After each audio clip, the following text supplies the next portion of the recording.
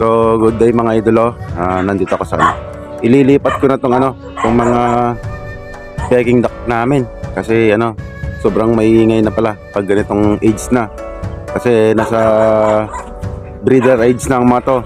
So sobrang iingay lalo sa madaling araw.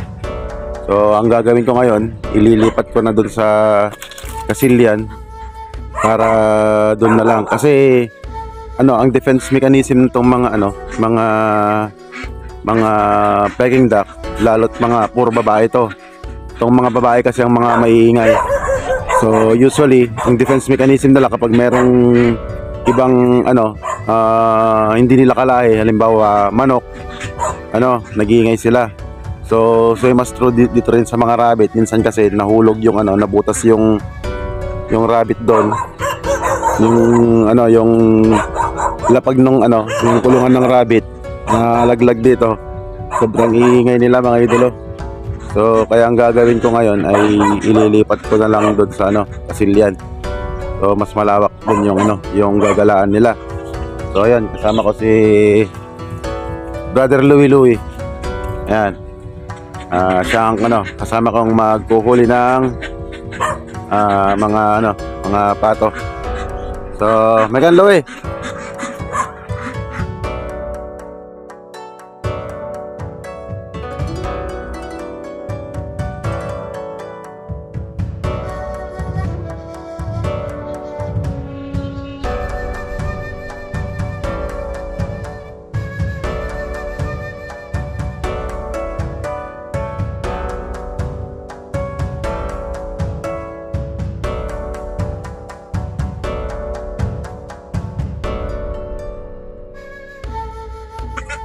Na itali na namin. So hiramin ko yung kolong ni Auntie Cherryan. Thank you Louie. May ka Louie Ayan mga idolo, ikakarga namin sa kolong.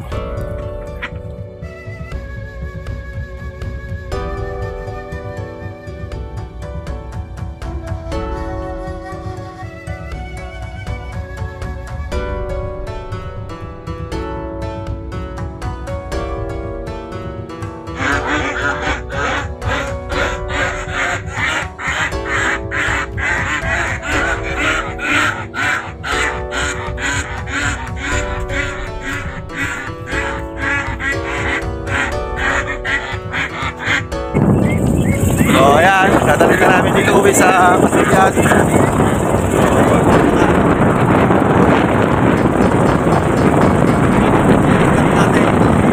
Mag-iingat talaga mga idolo. Kaya naman na tayo makayan doon. Kaya pinalak doon. So most likely maayos ko yung kulungan doon, dahil ang nag-iingay lang po ito dahil kapag may ibang intruder sa kulungan nila. So dapat sila lang, wala silang kasama, walang manok na nakapasok o di kaya taga. Ayun, doon po lang sila sa kasilyan at para maayos yung kulungan doon. Ayan.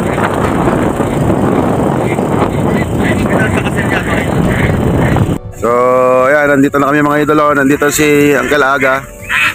Hiramin namin yung water pump niya at papatubigan namin dito. Nandito na rin si Cousin Donald. So ayan, na siya ulit ngayon, night duty, kaya nandito siya ulit. So ayan mga idolo.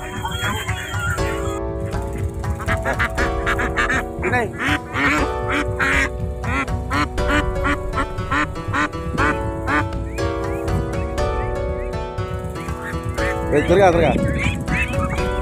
So ayan, buhatin na namin. Natagsin Louie. Okay. So, pasok na natin dito sa may koral. Nakatali na kita? Wait. So dito na ang bahay ng mga breeder namin na peking duck. So So sa bahay, yung natitira yung mga ano na lang, yung mga lalaki. May dalawang lalaki dito mga idolo. Ayan.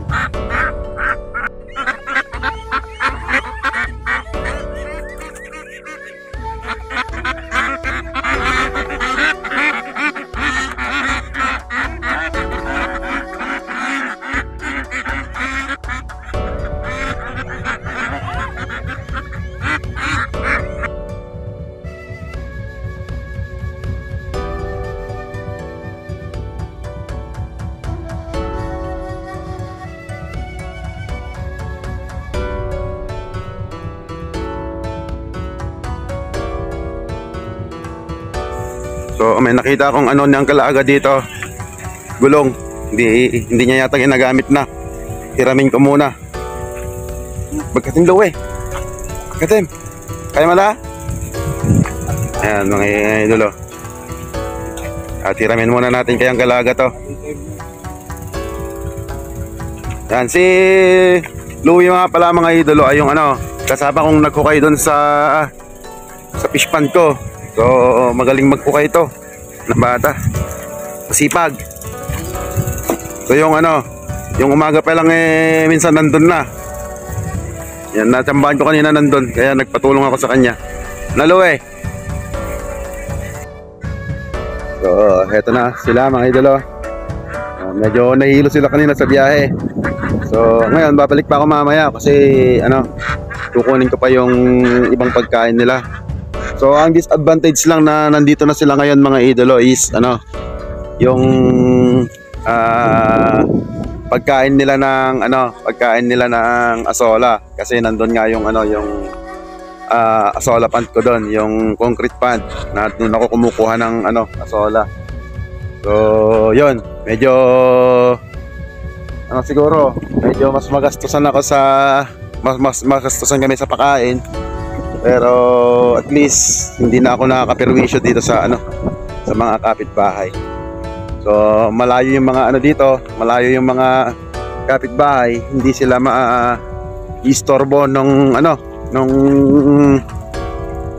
mga ingay ng ano, ng Peking duck. So ang next na ano ko, ang next na ililipat ko doon ay yung ano, yung mga rabbits.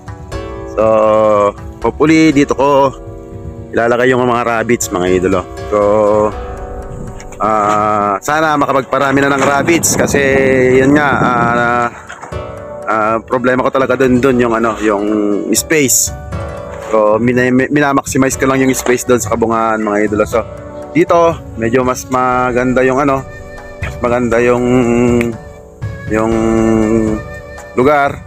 At least ano, hindi na ako ano, kinakabahan na baka mapaalis mga idolo. So anyways, yung mga manok natin ay malalaki na. Ayan, malalaki na sila mga idolo. So December pwede nang ano, may makakatay na kaming mga manok. So hindi na kami bibili. Ayan. So pwede na rin magbenta. So sa kabungaan pala mga idolo, nandun pa rin yung mga ano, yung mga pato at yung mga malalaki na lalaking Peking duck. So yun yung mga pang-dispose ko mga idolo. So hindi ko pa sila mailipat dito kasi itong mga ano, ito dito kasi ano ilalagay. Lalagyan kasi namin to ng mga partition. So sa banda dito, itong dalawang space na to ay para dun sa mga breeder na Peking duck. So sa pangalawang ano, space, yung mga pato, yung mga Muscovy at saka yung ano, kasi pwede naman maghalo yan mga idolo, walang problema doon.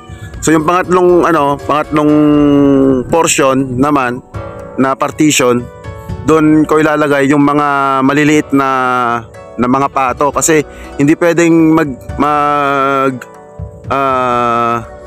magkabahay yung mga malalaking pato at saka maliliit na pato kasi mamamatay yung maliliit na pato kasi tinutukan nila yung mga maliliit na pato mga idolo. So kailangan talaga nakaseparate yung malalaki at saka maliliit. So yan, tatlong partition yan mga idolo. Sa Tsaka yan yung sa kambing naman dyan sa kabila. So baka baka bukas ay patubigan namin to. Hihiram kami, may water pump naman na naka-antabay dito. Yung mga water pump ni na Uncle Rolly tsaka water pump ni Uncle Aga. So ayun, yung ginagamit nila na yun. Yan, water pump ni Uncle Aga yan. So pwede kaming humiram dito. Ayos na, ayos yung malapit lang. So sana soon makagawa ng concrete pond dito para mas maganda makapag-alaga ulit ng hito, mga idolo. Although pwede naman sa Kabungaan, pwede pa naman doon sa Kabungaan. Kaya lang dito, pwede mas maganda dito para nagagamit yung tubig na galing sa concrete pond sana soon. Anyways, yun mga idolo. So balik pa ulit ako sa Kabungaan at kukunin ko yung mga balde tsaka yung pagkain ng Peking duck. So ngayon mga idolo ay iayos ko tong inuman nila. So dito ko iayos sa gitna. Then gawa ng lililiman dito. Pansamantala muna kung ano muna yung magagawa. Tapos papatubigan daw namin to ni Cousin Donald. So yan, iayos ko lang to kasi bumili siya ng gasolina. Yun.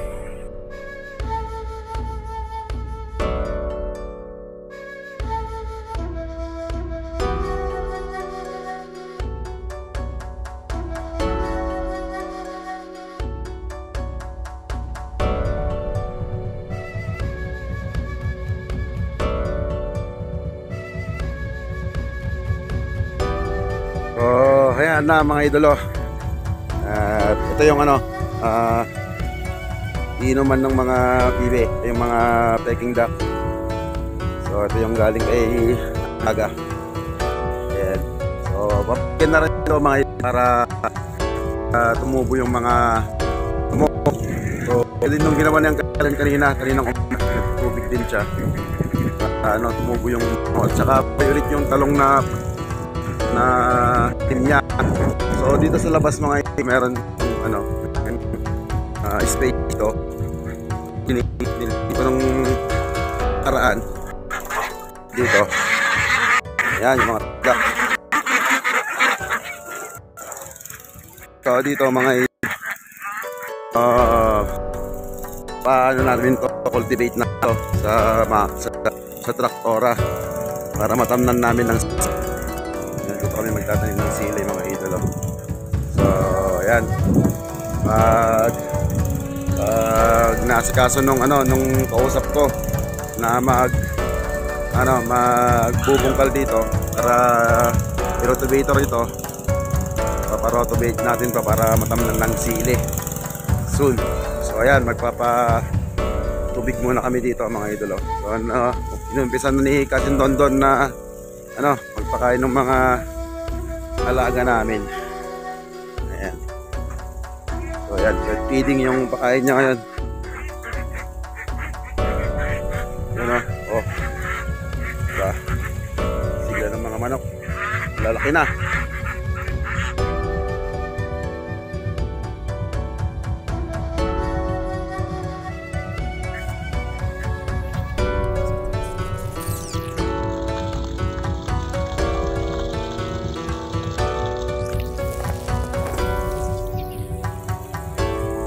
So ayan mga idolo, at pahapon na naman at ito yung napapatubingan namin ngayon dito. So yun yung mga Peking duck. Ayaw pa nilang kumain mga idolo. So naninibago pa rin sila dito sa sa kanilang bagong tirahan, bagong nature nila. So ito yung so ito yung mga gagawin namin dito, mapatubigan para tumubo yung mga damo. So ayan mga idolo, another vlog for today, another video. Salamat sa inyong panonood. God bless us all. Amen.